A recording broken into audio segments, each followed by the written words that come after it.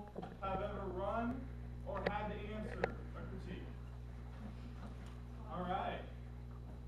So what are our general perceptions before we get going? What are critiques? What have you heard about them in the past? How are they generally presented? Let's just get some ideas going. Anybody? What's up, Maffie? Okay, so we might have some contention with this point that it's the lazy way to debate. What's up? The only way to challenge racist language when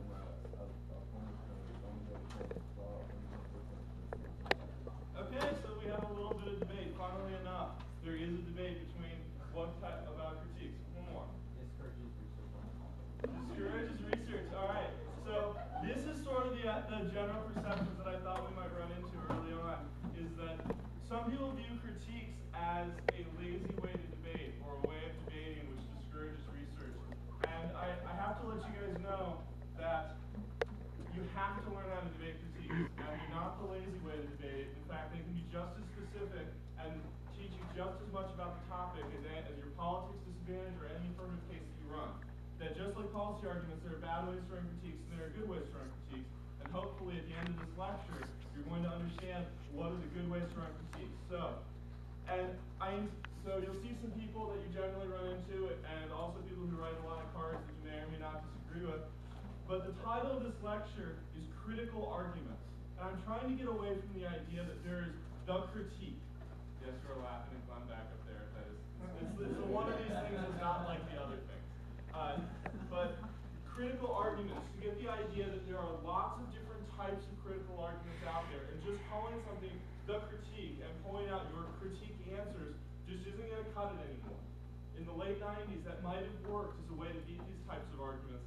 But now you have to really be diligent about focusing and researching each individual claim. So let's start out. What are critical arguments? Are they a story? Are they a disadvantage? Or as some of you have indicated, maybe people think that they're nonsense. What's up? The third one. The third one. Well, maybe not. And here's the next question. Who makes critical arguments? Is it just the affirmative? Is it just the negative? Do both teams make critical arguments? Both teams make critical arguments. Very good. And hopefully, at the end of this lecture, we're going to have a good idea as to how each team can utilize the critical arguments on both sides of the topic. So have you ever debated about economic fairness or social justice? How many people have ever thought about should their school have school uniforms? No one's ever thought, all right, we got some people with school uniforms. Well, here's the funny thing. All of these things are critiques. All of them are statements about what is fair in the world or the way in which the world should operate. So the first thing that we need to realize is that critical arguments and arguments about the way in which the world works are really not that foreign to us. In fact, we engage in them on an everyday basis. So let's look at the way a normal debate will pretty much play out. The affirmative this year will claim going to space will prevent some type of big bad war. And the negative will probably say that this causes a disadvantage. Can anyone tell me what these arrows can represent? Like what we call them? Just so links. Very good. Patrick, why are they a link? Because they're connecting going to space prevents war to the war is bad. So it's connecting the idea of the affirmative to an implication or an impact. Well, critiques are the exact same way, where you can have the affirmative will say maybe going to space challenges the idea of nation states, and the negative can say that using the United States federal government reinforces the way in which we view boundaries between people and between nations. And because of this, maybe capitalism is bad. I probably should change that to nation states are bad, originally with capitalism example. However, what if we disagree? So here's an example that might get you thinking about the different ways in which perhaps these worlds may differ. Let's say that you're going to interview at a college, and you go there and they're giving you a scholarship, and it's really great. They have this amazing professor that specializes in what you want to study, and then the tour guide stops and at the end is like, one of the really great things about our college is that we do not allow the women to take upper level classes. How many people would go to this college? A few people may, because we balance implicitly when we debate critical arguments, there are questions about normative fairness about the world or about situations that we're willing to put ourselves in. versus maybe the direct material benefits of going to a college, which would allow for material or personal advancement. So there are always these drawbacks that we have to balance in our mind. A critique is a way of doing this, in saying that although there may be political benefits, there may be material benefits to adopting a certain plan, there are also maybe some drawbacks in the way in which we tell stories about the world, or the affirmative represents the plan. So one example of the way in which I'm pretty sure you're going to hear all year long is the affirmative claims that we should go to explore outer space in order to gather resources. The top lab is writing this. Asteroid mining affirmative, right? I'm guessing that the negative at one point during the year is going to say that accumulating resources is dangerous because it propagates the idea that we should own things. And when we continually just say we should own and create private restrictions around the world, that this sets up a drive to accumulate resources that inevitably will lead towards some sort of conflict. So this is an example in a policy debate when one side may claim that there are material benefits, and the other side may claim that the way in which the affirmative represents the world has some serious drawbacks to it. Yet sometimes the critique may sound a little bit, oh man, oh yeah, oh, this is killer. All right. Oh man, this is like my one video. All right, we're gonna have to move on. Sometimes the K doesn't make a whole lot of sense. I know, you can look it up on YouTube. Don't worry about it. It's in South Carolina. So let's take this one piece at a time. Critiques have three parts. They have a link, they have an impact, and they have an alternative. Can someone explain to me what each part represents or what it does? Patrick already called on you. We're going to put you on deck. Anybody else? What's up? The link is what, how the critique attaches to the affirmative case or the critical action, and therefore the impact is going back and having the alternative is the worldview, what worldview Excellent, excellent. So let's take this one piece at a time. The link is the relationship between the affirmative and the dangerous ideology that the negative is pointing out. So if it's a capitalism argument, it's saying that the affirmative, for this reason, endorses a system that reinforces private property, or the idea that people should own things, or that is all about trading labor for some sort of economic compensation. It's proof that the affirmative believes in this idea, because when you introduce a critique in the debate, you don't know if the app is going to say that they don't link to it, or maybe they'll say that idea is a good idea. But either way, there has to be some sort of proof. Where do we find proof? Now I know I know that Ross's lab actually talked about this beforehand. Where do we find proof that the affirmative actually believes in certain ideologies, or that they represent the world in a certain way? Where do we find these statements? You just answer the last one. We'll see if there's anybody else. Anybody from my lab? Come on, represent. Anything? Nothing? All right, Caroline, what's up? Their evidence? Exactly, in their evidence. So when the affirmative puts together first affirmative, what they do is they sort of take different snippets and facts about the world, and they put it together. And the negative will look to these pieces of evidence and the way in which they construct it to say, look, the story that you make out of these actually is pretty dangerous. And like all links, some are weak and some are strong. So don't just think that because the negative stands up and makes a critical argument, says you believe in capitalism, you have to be like, oh, you're right, we do. Instead, you can fight the link, and we're going to go over some of the ways in which we can fight the links against it. So there are some examples of policy links. Like the plan is bipartisan. Remember Logan's politics lecture, or they spend money, or they hurt United States hegemony. These are all relationships between the plan and some sort of disadvantage or drawback between the plan. And it's the same with critical arguments. So perhaps you're going to hear these three arguments over and over again. Perhaps the plan endorses a form of capitalism, where they try to say that the plan tries to reinforce the idea that there are certain private property markets. Perhaps they construct a fake threat. One of the best articles on this topic for critical literature talks about how scientists and nations intentionally construct threats in order to justify a buildup of military weapons, or a buildup or a race against other nations in order to try to control outer space. There are actually cards that are specific to asteroids. So teams that run an asteroid-based affirmative that want to say try or die a million times, you have to understand why in fact there is an asteroid coming. Or maybe the plan endorses a colonial mindset. We'll talk about that when we get to the colonial. So, each critique also needs to have some sort of impact. So why is capitalism bad? It's not, critical teams love to talk about the link, they love to talk about the impact, but it's important for the affirmative to understand it is possible to outweigh a critique. So if the negative has a really great link, that the plan endorses capitalism because we mine asteroids, they also need to have a strong piece of evidence indicating that whatever dangerous ideology that they're trying to link to the plan will in fact lead to some sort of extinction scenario, maybe it'll lead to some sort of war. What is the relationship between colonialism and war? What is the relationship between constructing a threat and some sort of international conflict? So there has to also be an impact, just like, but what if critiques only had links and impacts? What if the plan says that they're trying to exploit a resource and capitalism causes worship of resources? What would the affirmative say to that? What's that? So exactly, how are you going to solve it? But how else can the affirmative phrase this argument? What's up? What's your counterplan or your alternative plan? Or? So what if the negative says we don't need an alternative? We're just pointing out you are gathering resources. Capitalism is really bad. What's up? What do you mean? You're a capitalist. We have this car that says capitalism leads to the end of the world. Pay is the reason not to be the plan. Yes, it is. It leads to war. We had a big war impact. What happened? They didn't give the judge something else to vote for. Yeah, they did. You can vote against the plan. Well, then it's just this that. Okay, so why does that matter? What's up? So wouldn't it be like they're advocating to do nothing alternative? Well, they're just saying just need to vote against the app. That's all.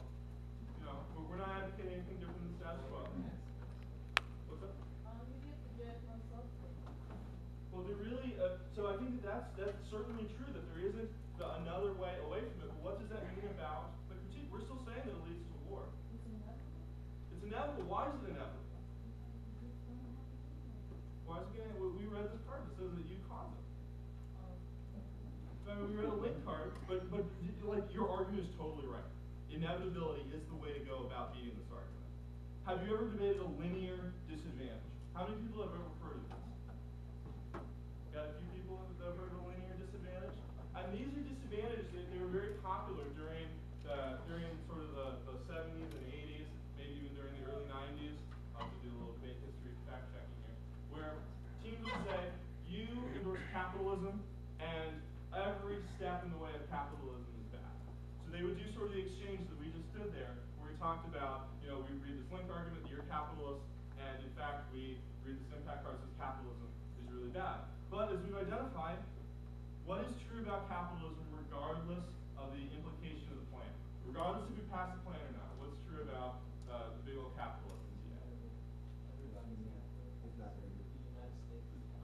It's non-unique. We expand on that. Tell me why it's not unique. It's going to, capitalism is going to be an economic system of the earth regardless of whether it's But what if the negative says we have a link card? How do we respond to this? Well, it could be good.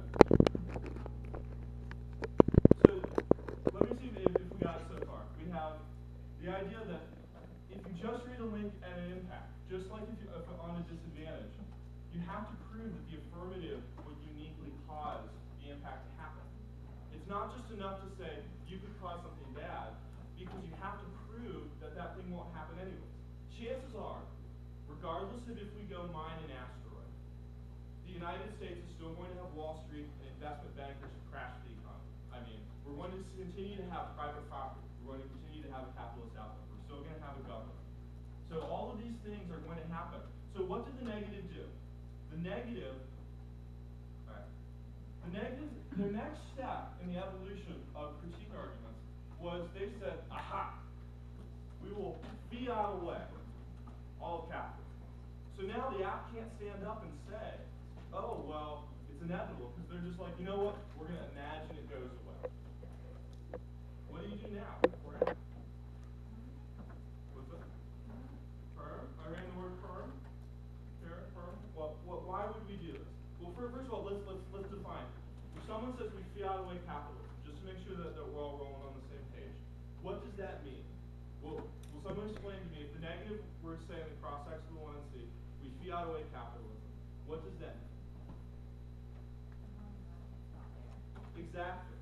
We're just going to imagine, just like the affirmative imagines the plan occurs, the negative is going to imagine a way in which the entire economic system has been changed. And this way, the app can't stand up and say, well, it's inevitable, because the negative will say our alternative is to imagine a world in which it's different. So, now let's jump to the perm. I was hearing some run the limbs over here about a permutation action going on. Someone explain to me how this works. Okay, Patrick. Just say, do the plan and fiat away capitalism. But the plan is capitalist. Isn't that severing your advocacy? Or do the plan and then imagine it doesn't increase capitalism with the negative. Oh, you're just fiating away your link. How fortunate for the affirmative. Now, you're right is perm, but permutation utility may not be the best argument against this. No, that's sequencing. All right, okay. How does the fiat happen? Well, we just imagine. We just imagine debate is a ground for testing ideas. Well, our idea is that we should imagine a world without a capitalist economics. Are we stumped? Put on the app thinking hat. What do we got? What's that? I mean, I would have said that we could try to have Well, you could impact turn it, but so the argument here is that, do you remember in Dan's counterplan lecture, did he say that a counterplan has to be better than the plan and any part of the counterplan? Did he talk about this? So what is the part of the counterplan that can be permuted?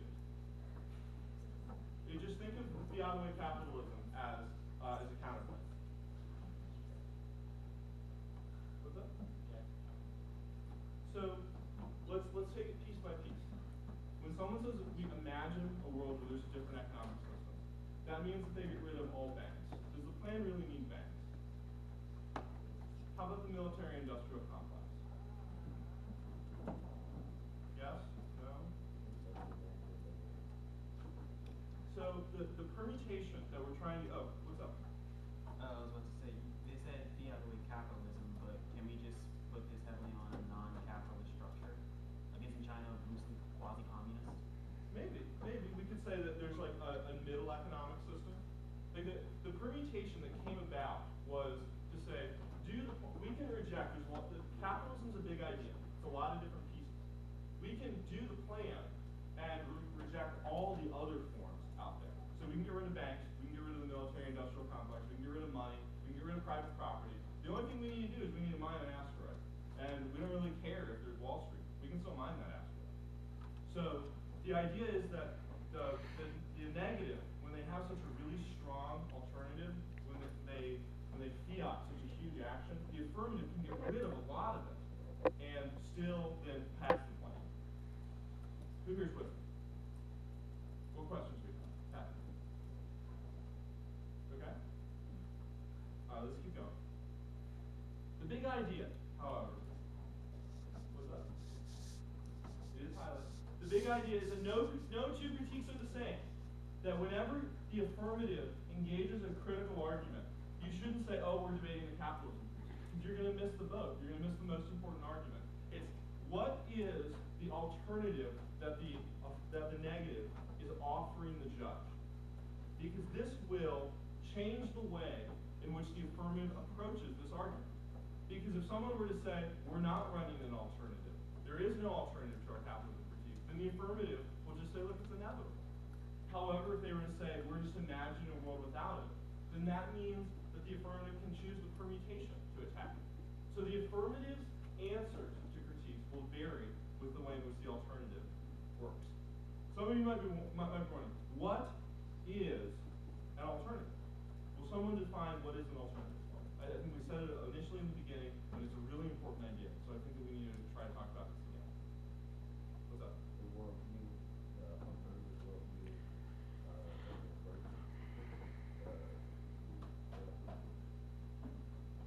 alternate world, a different worldview that you're promoting instead of the real worldview. Exactly. The alternative is what the judge endorses when they vote negative. So many different shapes and sizes. Some alternatives are, you'll hear people describe it as, it's just the negative debate. So it is our performance of rejecting this idea, the act of speaking out against it. Some people will say signing a ballot will lead to some sort of movement. It is the judge's endorsement that this is the better idea. Some people will merely say it's not about what we do. Instead, it's just about debate as a site of contesting ideas, and the ballot says who did the better debating, and if we prove that there's a bad idea, you should vote for it. Some people say we should imagine that the world totally changes, and all of these things will change the way in which critical arguments operate. So you need to think for a second, what is the judge endorsing? And as an affirmative team, you need to keep this in your mind, because that's what you compare against. It is the counterclaim you have to beat. As the negative, you have to be able to explain this as a desirable alternative to the status quo. Are we doing all right so far? Yes? Yes? Yes? All right. So what are some of the critiques on this year's topic? I think that this year's topic offers three pretty big flavors of critiques. The first one is sort of a colonialism, capitalism critique. The second one are critiques about how we relate to the world using technology. The third one is about security critiques, on the way in which we tell stories about outer space, and whether or not it's going to be a contest of nations, or whether it's going to be a place of cooperation, or whether or not it's a place of danger or a place of peacefulness. So, let's start out with, why do nations explore? If someone says, I'm going to go explore around Samford's campus, what are they doing?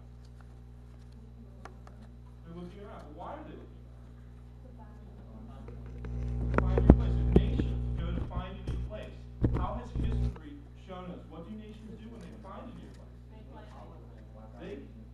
They claim it. They may claim it and they cleanse it. But when nations go, it's never merely there for a neutral reason. And this is sort of going to be the big critical theme of these types of arguments. It's never going to be some benign, we're going to try to meet and make friends. Instead, nations have a form of security, or they have an ideological goal whenever they go explore someplace. So one of the ways in which I think this can be explained is when nations talk about exploration, they're also talking about a way of exporting a way of life. So we just ran across some literature this afternoon in our lab with this exploration critique that we're running into that describes space as a frontier, as a place that the United States needs to try to take control of, and we need to sort of spread American values. And that when we talk about an unknown area, it's a place where nations can try to control it. So the downside of this is that whenever you have if someone comes between you and exploration, or if you meet another form of life, that alternative life form is usually removed, because you are exploring to try to control a new area, to gain a strategic edge over other nations, or in order to try to gain resources that will give you a greater edge over other nations. Often exploration is tied up in the power politics that nations naturally compete in. And just because it happens in outer space doesn't make it any different. Does everyone see sort of how this works when we talk about outer space as a place of competition that is not just fun exploration to try to see what's around Samford's campus? Instead, it's about the power politics of nations and how they compete with each other. All right. So the critique will sound a little bit like this. A, link. The affirmative's view of space is a place for exporting colonial values, or a way of exporting a certain way of life. This logic of colonialism will often lead to it driving control, which is the same logic that leads us to try to control other people and other nations, and ultimately lead to a form of war. Who here would want to take a gander at what the alternative to this might be? Are there any ideas? If you were running this critique, how would you describe an alternative?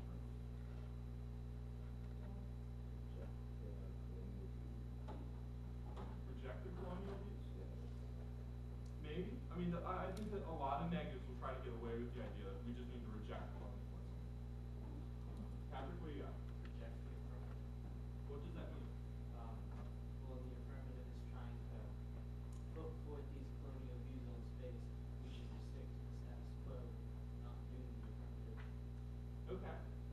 with outer space?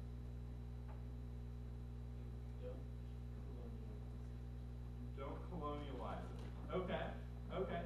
I mean, maybe these critiques will say that the way in which we relate to space, instead of saying that it's a frontier to try to be conquered, is something that we should just relate to and enjoy. We should instead sort of see space as part of our existence instead of something that people have the ability to control. That might be one possible alternative. But all of these are possibilities. And the way in which the negative answers the question, what is your alternative, will ultimately decide whether or not it's a threatening or non-threatening argument. So, possible link arguments, actions, that the affirmative must get to space to claim critical resources. This is going to be a big advantage area because people claiming that resources are running out, or that we need to get off the rock before an asteroid hits, or that we need to colonize parts of space. All of these are places which the negative will try to gain links. The second big area is of language. Characterizations of space as unknown. Characterizations of it as a frontier, or places that nations will compete over. This language itself, so it might not even be the action of the plan. And this is important because this is a separate style of link that the negative will try to get away with. Instead, it's the way in which the affirmative talks about outer space. Finally, the advantages or the goals, big space, planet hopping, all of these things are things that represent a certain ideology that we need to be able to have a large interconnection of planets, that people need to be able to dominate over a certain area. These are all things that can be criticized as colonial ideas. Closely related, the capitalism critique.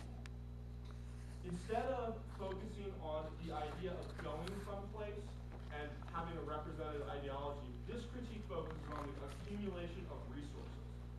So when saying things like nations compete over who's going to be able to mine resources first, or we need to be able to send up satellites that can beam energy back to maintain our current economic status, all of these are the ability to accumulate resources and likewise continue the prevailing economic system. So the capitalism critique focuses on the resources and the control of those resources, whereas the colonialism critique will instead focus on the ability to go someplace unknown, and to control an area that is previously uncontrolled by people. So the big idea is that any plan that views space as a resource, so when we talk about outer space, instead of viewing it as a place of domination, or instead of viewing it as sort of a place of unknown, viewing it as a resource to be harvested, that is going to be one of the largest links to the capitalism critique. Technology critique. These will focus on the mechanism, and this is important. These will focus on the mechanism that the affirmative uses in their plan house. So, what are some mechanisms that we know about this year's topic? Well, if you think back to the topic lecture that Rob's talked about. What are some possible technologies that the affirmative will be using? Telescopes. All right, very good. Satellites. What's up? Spaceships are a form of technology. Lasers. Deflections, yeah. All of these things are forms of technology that you will have to defend against criticism of the use of technology. So the thesis of this critique is that technology will not solve problems because technologies are instead band-aid solutions to try to overcome the way in which we relate to things. So let's take a look at pollution. So if someone were to have a global warming advantage or an overconsumption advantage, the technology authors would say, look, it's not about trying to build a better solar-powered system. Instead, it's the fact that people view the world as a disposable resource, that we can just consume as much as we want and we'll invent our way out of it. And that this ideology is dangerous because when we think that we can just invent our way out of it, then we don't relate to things in a meaningful or important way. It can also mean that the way in which the affirmative tries to solve this problem is actually the problem causing it. Because we think we can just reinvent another gizmo to try to prevent global warming, that's the mentality that lets us build larger and larger SUVs because, oh, we'll just fix the problem later. So the problem is people. The problem is ideology. The problem is not a structural relationship or the fact that we need to find a new gizmo. Now, why would the negative try to make this argument? Why is it very advantageous for us?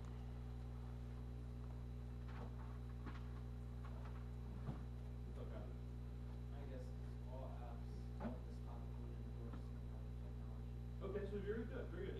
It is almost universally applicable with going to outer space requires some sort of technology. But if the problem is people, if the problem is the way in which we relate to things, what is true about the critique's alternative?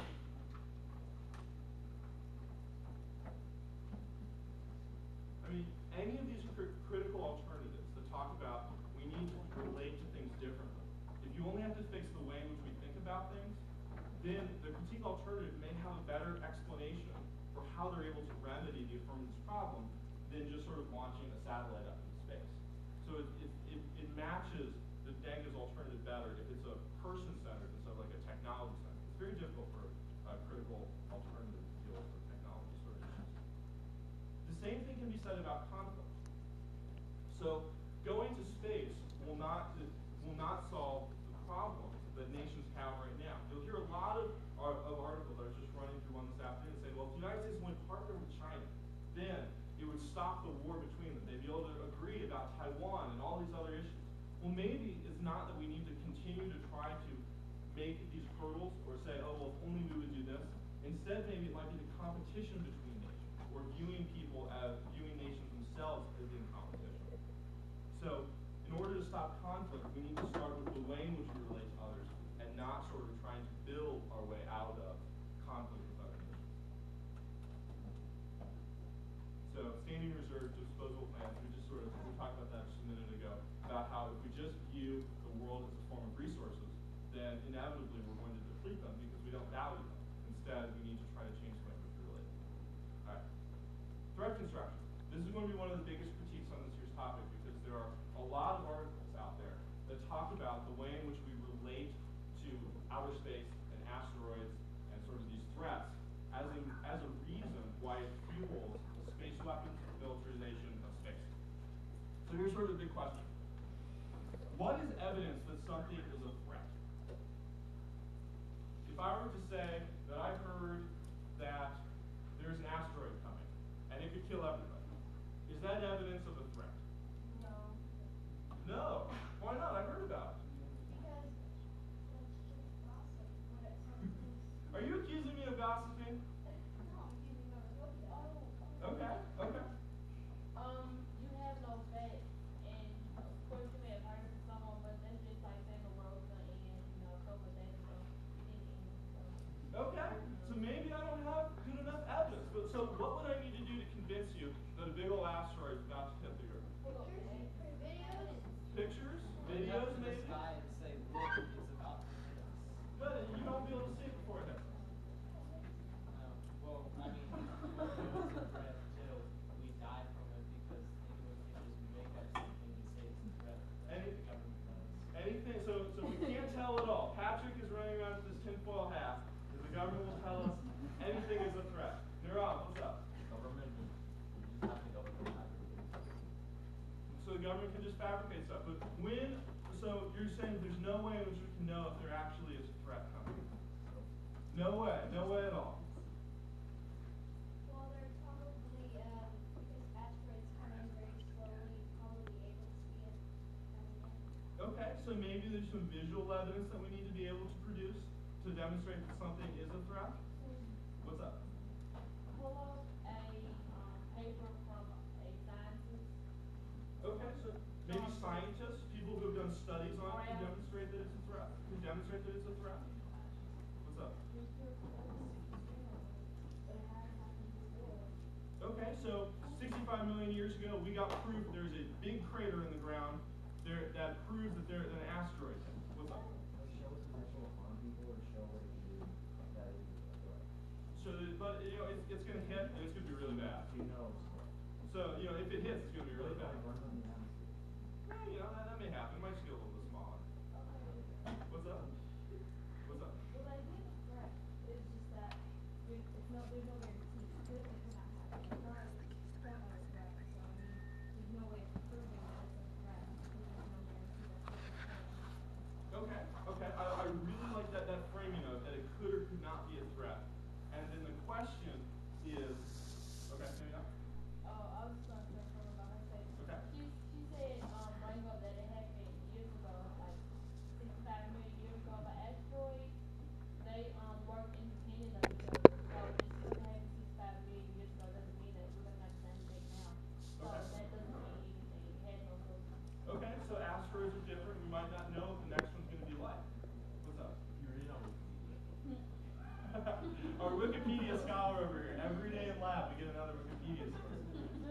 I gotta double check all of our cards to make sure that there's no Wikipedia cards. So this is sort of the big question: is when does something become a threat? And I like the idea that it can be. Okay, what's up? You look very excited. We could possibly harm something that is could be considered a threat when it could hurt somebody or an animal or really anything. Okay. So once we've established that they can harm something, so we think of maybe there are some things that are very low likelihood to harm you, like an asteroid may be very low likelihood, or something can also be very high likelihood. The way in which I like to think about the threat construction critique is that the question is how much can the affirmative prove that there is a threat? And all the things that we've demonstrated are good ways in which the affirmative can begin to attack this critique. But the negative also needs to be able to poke holes in the affirmative's evidence. So if the affirmative just stands up and says, look, 65 million years ago another asteroid hit, and that's our evidence that another asteroid is coming up, that's pretty weak evidence that another asteroid may be coming. But if the affirmative can say, look, we have scientific evidence, we have studies, we have all these other things, then that begins to approach the point at which it goes from being a suspected threat to maybe an actual threat. So once you need to start building upon, is something a real threat, or is something, so is something a real threat, or is it a manufactured threat? And the negative wants to make the argument that it's a manufactured threat. They want to say, look, it's just like Iraq. There was evidence for it. You know, the administration came out and said there were the aluminum rods that were smoking gun. They came out and said that they have purchase orders from Al-Qaeda that said that Saddam Hussein was working with them. There are terrorist training camps. We have satellite photos, and guess what? There were no weapons of mass destruction. It was a manufactured threat. That's the negative argument of this. That you can bring out some evidence, but in fact it's just a manufactured threat to try to create space weapons.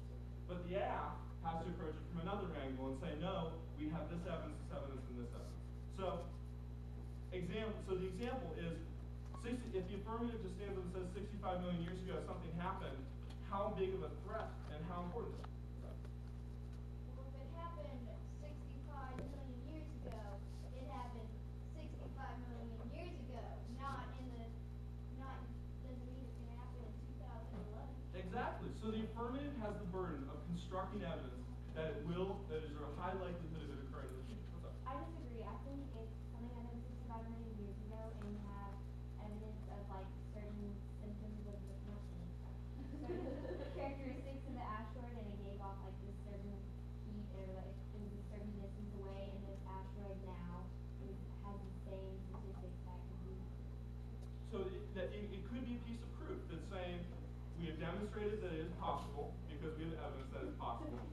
And it might happen in the future, and we have all these arguments that it might happen in the future because we have telescopes, and we have scientific studies, and we have these other things demonstrate that it's not in fact a manufactured threat. What's that?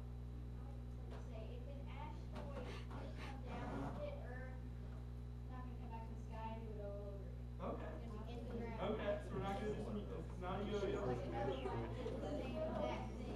Okay. So it's sort of a question then of how likely is it, and sort of how likely is it, okay, native, Joe. That's probably not good during a critique question. But the next question is, why would someone manufacture a crisis? And you really want to answer this question. Yeah. Okay, what's that? Let's hear it. Tied in because capitalism, Okay, so let's not cross our wires yet. You're right, and that is a good answer. That there might be some interrelationships between the arguments that we're talking about. But let's try to keep them sort of separate. What's up? Why would you cause a disaster or a crisis? Well, why would you cause a crisis? To get the people, like citizens of a country, scared or something, and then so you could kind of manipulate them more and say like, do this and it'll be okay. Okay. And do we have any evidence? Can anybody think of a time which this may have occurred? Okay, so maybe it's like there's this crisis, we need to construct an economy that was in this direction, so perhaps there was a fake threat that was then turned into a way in which the state can centralize power and authority in order to try to exert sovereign power in a dangerous direction. The war on terror might be good. What's up? Major act. The The Patriot Act, very good. The Patriot Act introduced only 48 hours over 9/11. That was that later did a massive expansion of government control. What's up? Yeah, we need to cut this off my whole slideshow. We're like saying that come up with these extremely like ridiculous scenarios. I mean, I think they're impossible. That's the reason they're a threat, you know? So you're saying that there is a real threat sometimes. There's not, okay. Yeah, most of the time. Most of the time. Most of the time there's a real threat. Okay, and this is a question, and that's what the affirmative needs to be able to demonstrate that their app is a real threat. Like, let's just start there. That they need to be able to demonstrate through evidence and not just sort of give in and wave the white flag that you're right, we are making things up. So the affirmative needs to have a very strong empirical grounding of the reasons why the things that they say are going to happen are in fact going to happen. So it's not just enough to say we have studies. You need to be able to defend why studies are important. It's not just important to say that we have telescope readings. You have to be able to demonstrate why this has been accurate in the past. So the negative is going to be sort of on their game because they have evidence sort of indicting the idea that this thing is going to happen in the future, that whether it's an asteroid, whether it's an alien attack, whatever the threat or constructed will actually occur, whether it's a war. So the affirmative needs to have a good defense of the reasons as to why there's a strong logical basis for their affirmative. So that's sort of the big takeaway. As the negative, you want to attack this. If the affirmative doesn't have a good explanation for why something's going to occur, you're going to have a great time going for the threat construction critique in the debate. Are there any questions that that's all? What's up? Okay, so I was just thinking, you can say if I'm wrong, but if the affirmative, if you have someone that's not used to the subject, a lot of the advantages are that you can blow something up, it can be very minute, and you can blow it up, make it a big mistake. So could that be an easy way to defend it, or would it set you up for the negative? So it depends, like all things in debate, it sort of depends as to how important you can make it. So every argument can be made, if the other team doesn't deal with it well, can be turned into a rather strong argument. But if you're relying upon one little small piece of data to try to defend huge questions of implications and impacts, that's a dangerous strategy to pull because the negative only needs to beat you on that one point. So that's why as the affirmative you want to be well versed in having a multifaceted defense of the reasons why whatever impacts will occur, in fact will occur in the future. Alright. So threat construction will sound a little bit like asteroids, aliens, wars, fill in whatever bad thing the affirmative outlines is going to happen are a constructed threat. The impact. This results in the militarization of space in order to combat this threat. The cards are fairly compelling that there's an entire industry out there that continues to point and say an asteroid is coming, an asteroid is coming, not because they actually believe it or, but in fact, it's just there so that they can continue to militarize space, so they can continue to put weapons in space, so they can continue to create bombs that, although are considered to be used as an asteroid, are actually there to continue the dominance of certain nations. So that's going to be the impact, is that your app leads to some sort of large conflict in the attempt to try to create security. You actually lead to insecurity. What's up? Basically construction like a life insurance, but for like you may not need that insurance, but it kind of creates that what if, and then if you're prepared in that get that insurance back as well. I'm not sure if it's necessarily sort of an insurance-based thing. It's more of a back when North Korea there were sort of questions about its nuclear program. The United States was like, they're part of the axis of evil. And when someone labels you a threat, like if I were to label you a threat, you might be like, oh wow, this person might harm me, so I need to defend myself. And I'll be like, look, he's trying to defend himself. This is proof that he's a threat. So it creates sort of this cycle of when you try to secure something, you ultimately have both defensive and offensive signals, which both show you're trying to protect yourself, but could be misconstrued as a form of offensive weapons or offensiveness, which can ultimately lead to a conflict. This is sometimes called the security dilemma, or the security paradox. As people become more secure, they are also able to inflict harm upon other people. So this applies more generally for war impacts. As you fortify your nation, you are also able to attack others, which makes them feel insecure, which ultimately leads to some sort of security spiral. Alternative, reject the affirmative discourse. Usually this is about the way in which we tell stories about the world, the way in which we portray others. So, idea. Critiques are about how we tell stories about the world. What is outer space? Who should own outer space? Is it a resource? Is it a frontier to be conquered? What is the role of technology? And what does it mean to explore? These are big questions that the affirmative has to grapple with in every single debate round, because all of these are ripe areas in which the negative can challenge the way in which they tell the story of their 1AC. Whether they make predictions about the effectiveness of government policy, predictions about the likelihood of conflict, predictions about whether or not an asteroid is going to hit us. All of these things are areas in which the negative will challenge the affirmative to defend the stories that they have told in the 1AC. So the big idea is that critiques are about challenging those representations. Are there any questions so far? So we're going to flip it over to the affirmative side here. No? All right. F versus K, the top 10. Number 1, don't get blinded by the lights. The negative in the 1NC is going to say a lot of things that are intentionally difficult to understand.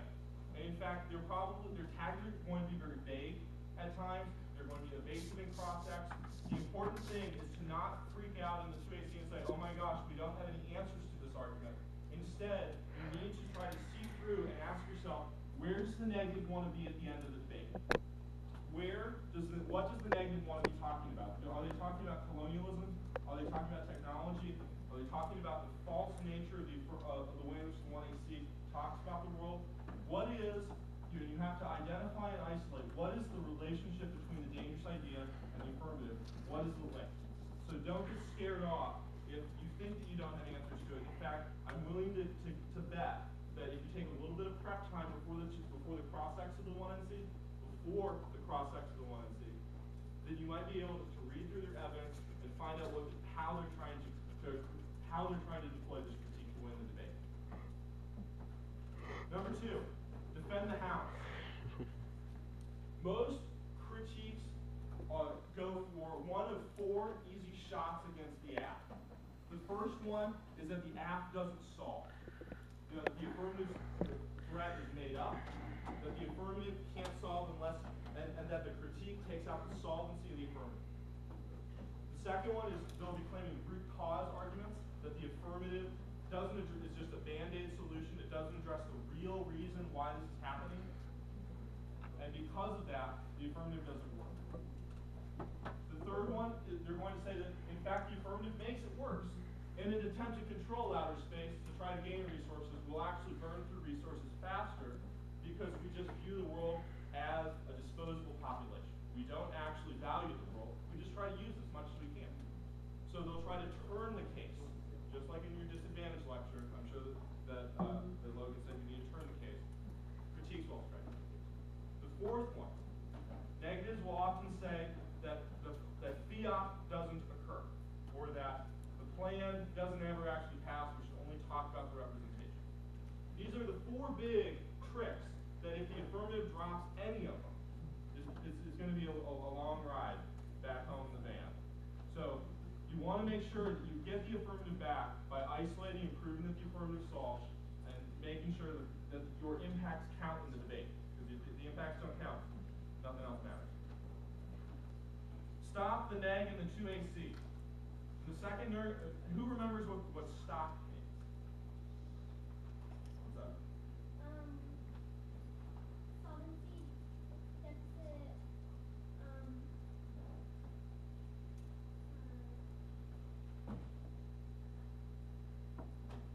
Do you need a phone a friend? I think it was for someone who's pretty eager to answer right over here. solvency, theory, offense, Okay. and Permutation. Perfect. Excellent. Solvency, theory, offense, permutation. Just like a counterplan, the second affirmative constructive must open 4 ways to win the debate against the critique. There are 4 ways in which the affirmative can win. Treat most alternatives as if they are a non-governmental alternative. Why is an immediate and governmental solution necessary to address the problem. That's the question of solvency. Offense. Why is the affirmative representations maybe beneficial? Why is it important to construct threats? If I say to our lab tonight, if we don't cut more cards, then something bad is going to happen, might that lead them to cut more cards? Yes. Yes, I was kidding, exactly. No. Yes. So perhaps dangerous rhetoric or rhetoric of emergencies cause people to come together faster. Like immediately after 9/11, there was a little bit of a coming together, at least some people want to do, in order to try to combat terrorism. So perhaps dangerous rhetoric or rhetoric of threats can cause nations to come together. That's an offensive argument. It's the reason why what the affirmative does is a good idea. Theory. What potential theory arguments could a 2AC make? What's up? A framework, they have to defend the competitive policy. Okay, so maybe critiques aren't allowed. You should only defend a competitive policy alternative. You shouldn't be allowed to defend an infinite number of possible movement alternatives or personal alternatives. So there's theory arguments, maybe conditionality, a theory option for the affirmative. I have a question. Sure, what's up? Okay. So with that, can you only put conditionality on their alternative, or can you put on their entitlement? So the conditional option is the alternative. It applies to the alternative. But don't think about it as if you were to win that, the negative has skewed the debate by having just an argument that they can toss away, that the negative can then say, oh, it becomes a critique argument. You know, in most cases, you'll be arguing that conditionality is the reason why the team should lose. But let's say that it isn't. Let's say that it's just sort of reason why the alternative excellent. What happens to the critique of the alternative just leads to the debate? What then can the affirmative say? That it will happen in spite of the fact that it's actually So what does the critique become without an alternative? one of those A linear disad. Excellent. So the affirmative is still in a good place, even if the alternative is excellent debate. The last was a permutation. How many 1As do we have in here? 1As? How many 2As do we have in here? All right. First affirmative. If the 2AC does not make a permutation to the critique within the first three arguments, you have to remind them to make a permutation. Tons of teams will lose easy critique debates because they forget to make a permutation later on. Even if you're not going to go for it, permutations are the things that negatives make like 30 answers to in the block. It's a great time frame. So, you always have to make a permutation. 4, call for reinforcements, the add-on. Let's say that you're reading an asteroids affirmative, and the negative stands up and says that asteroids are a made-up threat. And you read an add-on advantage. It's like the plan also lets us improve our relationship with China, and that lets us solve global warming.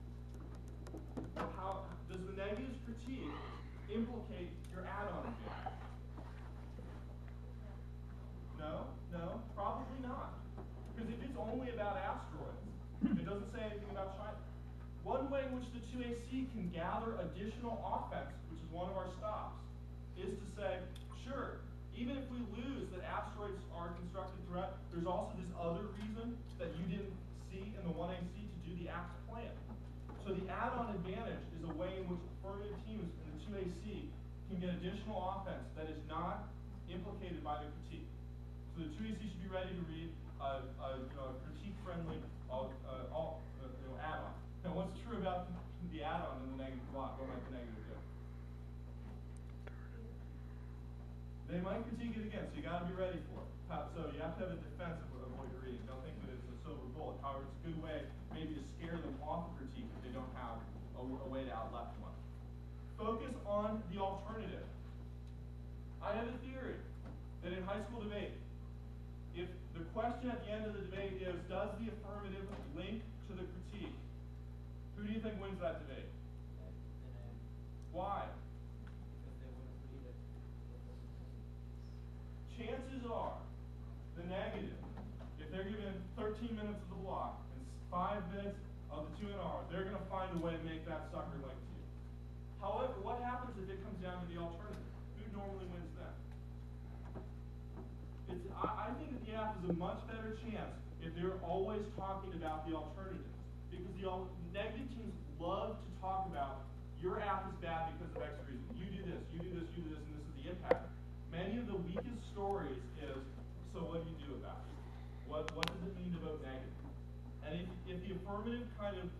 forgets about that part of the critique and they ignore it, then they're doing the negative an enormous favor by not focusing on the weakest part of the argument. As debaters, you should know you want to always attack the weakest part of your opponent's strategy. Slow-moving targets get hit first. That is a turtle. Slow-moving target. Don't be a turtle. You need to have an affirmative that is responsive to the other team's arguments. If you lose to a critique argument, you shouldn't just sort of sit around and say, oh, well, our Rory cards will get them next time. Instead, you need to take the citation of the critique, type it into Google Scholar, and click the cited by button. I'm guessing that most critical authors have had people write responses to their critiques saying that they're wrong or that they didn't consider X reason. If you're a slow-moving target, if you're an app that just thinks, well, we're going to read our Krishna card because we got that from our camp file and that's going to continue to win, you're not going to be able to win the debates later on in the year. So you need to make sure that as the app, that you are not a slow-moving target. When in doubt, drop some impact drugs. Sometimes, and the reason why this is an effective strategy is because it takes away the thing the negative likes to talk about the most, and that is the link. Because what happens if the negative reads a capitalism critique and you say capitalism is good? If they stand up and say, oh, you're really capitalist, you are really capitalist, you have 7 different link arguments, the app's is going to say exactly, we are capitalists, you are not, and you're better than me, because capitalism is good. So, when in doubt, if you're against a critique that you are unfamiliar with, or you think that they have an awesome link card that you might not be able to beat, drop some impact drugs. That is one of the best ways in order to get the negative off their game. Force them to talk about something other than the link. The 1 and C cross-X is critical. The 1 and C cross-X is critical. Which cross-X is critical? Can anybody tell me why this might be true? Has anybody experienced what happens when you don't ask about the negatives alternative in the 1 and C? Exactly. You go from, yes, our critique is to reject the affirmative, to our critique is to do your entire plan except for the idea of capitalism and everybody in the entire world does it. If you don't lock down the alternative in the cross-X of the 1 and C, this is like not asking about a counterplan. It is something that the negative will find a way to explain away every 2AC argument that you make. Oh, we're not that Zizek, we're a different kind of Zizek. We're his 5th book, not his 7th book. Come on, people, read. You know? We've all been there. So the cross-X of the 1 and C is absolutely critical to find out who does the negative alternative. Is it the judge? Is it the debaters? Is it everyone in the entire world? How do they challenge whatever dangerous ideology? You know, are they ever going to advocate the affirmative plan? Because if they say, yeah, we'll advocate the affirmative plan, it changes the way in which the affirmative can answer the argument. They can't say that the app is good if the negative is just going to say, yeah, we do that too. So the cross-X the first negative is critical. Move with them. The negative block is like Twitter. It will change constantly. And you need to adjust your answers as the negative re-explains their argument. The negative critique is one of the most fluid arguments in debate. It's something that that is vague in the 1 and C, is often put together a little bit better in the negative block, but then in the 2 and R becomes perfectly clear. You need to move with the negative team. You need to adjust your explanations of the affirmative.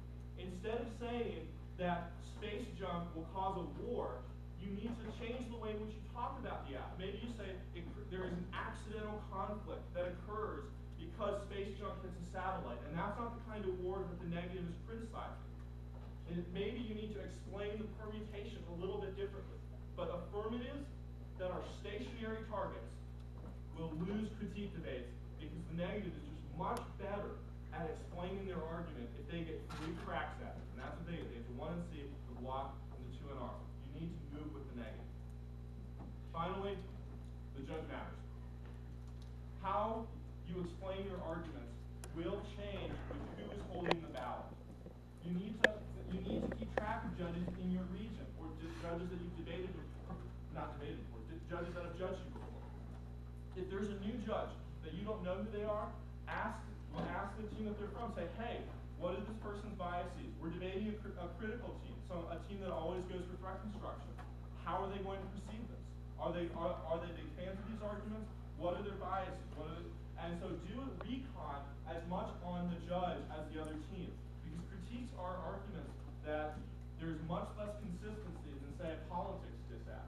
So understand who's holding the ballot. How do they think about critiques? Do they think about them as sort of the most important issue in a debate? Or are they more ambivalent? Do they think government policy is what we should be studying? So, think about the judge. Any questions? What's up? So if you tag up the link on critique, and then you also do detection, would that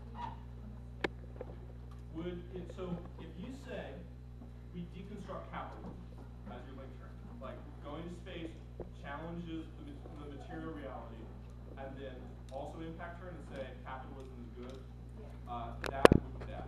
But saying we don't endorse, you can attack it at the internal link level, saying the way in which we endorse private property is the same way in which the authors say we ignore. Like we think that mining for asteroids will in fact make people to come together, nations can do it, even if they are located in gaining resources. So I would say be careful for the Delta part. That's bad. But you can still challenge the link if you're going to impact it. Now, which one's the better argument? Where's your offense? The impact turn. So you're probably going to go with the impact turn. You don't want to make it so that your no link arguments take out your impact turn. There is lots of critical background on this. I just didn't have time. If you want to talk sometime during the camp about the critical affirmative ground, like I think that there is an exceptionally good critical China app out there. Any other questions? Ramblings, rumblings?